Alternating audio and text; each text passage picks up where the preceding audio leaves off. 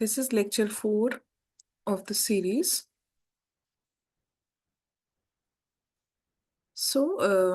In this lecture, we will be discussing about the topic turbines.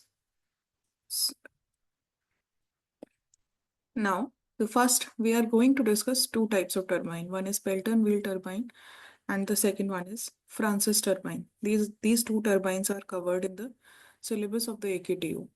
So what is Pelton wheel turbine? The Pelton wheel turbine or Pelton turbine is a tangential flow impulse turbine. This is a type of impulse turbine. In last lecture, we have studied the types of turbine on the basis of energy at the inlet. There were two types of turbines. One is impulse turbine, another one is reaction turbine. So Pelton wheel turbine is an example of impulse turbine.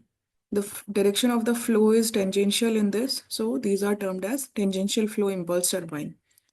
The water strikes the bucket along the tangent of the runner, and the energy available at the inlet of the turbine is only kinetic energy. That is why it is termed as impulse type turbine. The pressure at the inlet and outlet of a turbine is atmospheric pressure. The turbine is used for high heads only, and it is named after L. A. Pelton. He was an American engineer. This is a figure or diagram is given here of Pelton wheel turbine. There is a penstock. This is the penstock, and this is a runner. The runner is given here. This is the runner. The shaft is attached through by the runner. This is shaft, and the vanes are attached on this wheel, the runner wheel. These are the vanes attached here. Here is a nozzle and spear. This is the jet of water which is striking on the vanes. This is all is enclosed in the casing.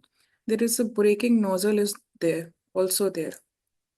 Now we will be discussing the parts or the construction of this Pelton wheel turbine. This includes casing. I've shown here all the terms: casing, penstock, spear, jet of water, nozzle, vanes, braking nozzle. Now I'll describe these. Casing. What is casing? The Pelton wheel casing prevents water splashing and facilitates water discharge from the nozzle to the tail race. Unlike in reaction turbine, the casing surrounds the wheel, does not have a hydraulic function to perform. Then the second part, which consists is spear. The needle spear controls the water flow inside the nozzle, ensures a smooth flow and minimal energy loss. By moving the spear forward and completely closing the nozzle, the water striking on the runner can be reduced to zero, while the runner, due to inertia, continues revolve for a certain time. If we close the spear, moving the spear forward, the water striking on the runner is reduced by zero. But due to inertia, that runner continues to revolve for a certain time. So, to stop this continued rotation of the runner, there is a braking nozzle was there. There here, this is the braking nozzle is in the construction. This is braking nozzle. So, what does this brake nozzle do? A brake nozzle is provided to bring the runner to a short stop, which directs the water onto the bucket. This mechanism is known as the braking jet. This is to this is for the sudden stop of the runner. Then what is runner or rotor? The Pelton wheel's runner or rotor rotates and possesses kinetic energy, featuring equally spaced hemispherical or double ellipsoidal buckets at its periphery.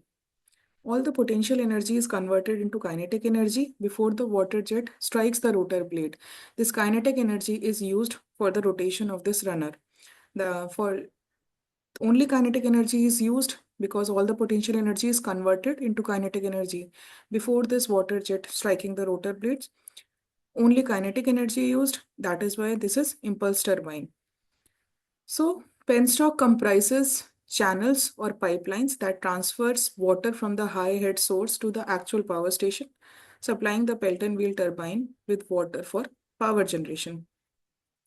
These are the construction of Pelton wheel turbine. These are the parts of the Pelton wheel turbine. Now, I'll discuss the working of Pelton wheel turbine. This is also known as impulse turbine. Pelton wheel turbine, how it works. The water stored at a high head is made to flow through the penstock and reaches the nozzle of the Pelton turbine. The water flows through the penstock from here and reaches at the nozzle. From here, it further continues to travel towards the runner. The nozzle increases the kinetic energy of the water and directs the water in the form of jet, which strikes on the buckets of the runner tangentially. The direction of the flow is tangent towards the tangential flow. This is the tangential flow, tangent of the runner. So this water strikes on the buckets of the runner tangentially. The water jet exerts a force on the bucket that is called as impulse force. This made the runner to rotate at very high speed.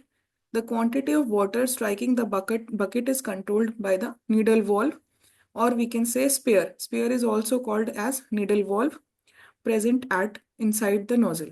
There is a sphere is attached inside the nozzle. We can control the flow of the water using this sphere. The generator is attached to the shaft of the runner, which converts the mechanical energy of the runner into hydraulic energy. This hydraulic energy of the water is converted into mechanical energy, which is helping to rotate the shaft. When the shaft rotates, this mechanical energy is further converted into electrical energy. So this is the general working of a Pelton wheel turbine. We are converting the hydraulic energy into mechanical energy using turbines. So this is the working of Pelton wheel turbine. So what are the advantages of Pelton wheel turbine? It is very simple in construction. It is easy to maintain. Intake and exhaust of water takes place at atmospheric pressure. Hence, no draft tube is required here. No cavitation problem. It can also work on low discharge. What are the disadvantages of Pelton wheel turbine? It requires high head for operation. It only works for high head operations. High head. Turbine size is generally large. Due to high head, it is very difficult to control variations in operating heads. The next is Francis turbine. Francis turbine is a type of reaction turbine, and reaction turbines are working on the sum of kinetic energy and potential energy at the inlet. Reaction turbine means that the water at the inlet of the turbine possesses kinetic energy as well as pressure energy. As the water flows through the runner, a part of the pressure energy goes on changing into kinetic energy. Thus, the water through the runner is under pressure. The runner is completely enclosed in an airtight casing, and the runner is always full of water. The casing and runner both are always full of water. There is a spiral casing. This is spiral casing. This is the runner here. This is the runner here. This second wheel is guide wheel, and this is penstock. Water comes from penstock. So we'll discuss the types. The Francis turbine consists casing. The water from the penstock enters the casing, which is of spiral shape. I've shown here the spiral shaped casing. This is spiral shaped casing. The water from the penstock enters the casing is of spiral shape, in which area of the cross section of the casing goes on decreasing gradually. The casing surrounds the runner of the turbine. The casing is made of spiral shape so that the water may enter the runner at constant velocity throughout the circumference of the runner. The casing is made of concrete or cast steel, etc.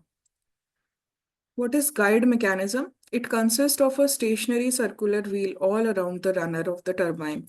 There is a guide wheel which is enclosed over the runner. This is the guide wheel. So the stationary guide vanes are fixed on the guide mechanism. The guide vanes allow the water to strike the vanes fixed on the runner without shock at the inlet. Also, by a suitable arrangement, the width between two adjacent vanes of the guide mechanism can be altered so that the amount of water striking the runner can be varied. By using this, the amount of water striking to the runner can be measured, and there must be some variations due to this guide mechanism. Next is runner. It is a circular wheel on which a series of radial curved vanes are fixed. The surface of the vanes are made very smooth. The radial curved vanes are so shaped that the water enters and leaves the runner without shock. The shape is very specific to avoid the shock there. The runners are made of cast steel, cast irons, or stainless steel. They are keyed to the shaft. This runner is attached to the shaft. Then runner blades. The performance of the and efficiency of the turbine is dependent on the design of the runner blades. In a Francis turbine, runner blades are divided into two parts. The lower half is made in the shape of small bucket so that it uses the impulse action of the water and rotate the turbine. The upper part of the blade uses the reaction force of water flowing through it. These two forces together make the runner to rotate. There are two forces that are used to rotate the runner. One is impulse action, that is using the small shaped bucket part, and the upper part of the blade uses the reaction force. And these two forces are together making the runner to rotate. Then there is a draft tube also. What does this draft tube do? So the pressure at the exit of the runner of a reaction turbine is generally less than the atmospheric pressure. The water at exit cannot be directly discharged to the tail race. A tube or pipe is gradually increasing area is used for discharging water from the exit of the turbine to the tail race. This tube of increasing area is called draft tube. The draft tube is basically a pipe or channel or a tube type structure which connects the runner exit to the tail race where the water is being finally discharged from the turbine.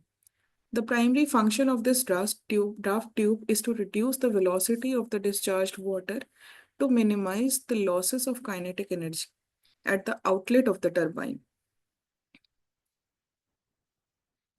So, the advantages of Francis turbine are usually there is no head failure, even if the water discharge level is lower. The mechanical efficiency rate is quite higher than any other turbine. The runner size is competitively smaller than other turbines. The runner size is comparatively smaller than the other turbines. The disadvantages are Francis turbine always demands costly maintenance. The design of the Francis turbine is complex. The cost of the Francis turbine is higher. So these are the references here. And in next lecture of the series, we will be discussing about the pump part of the unit. Thank you.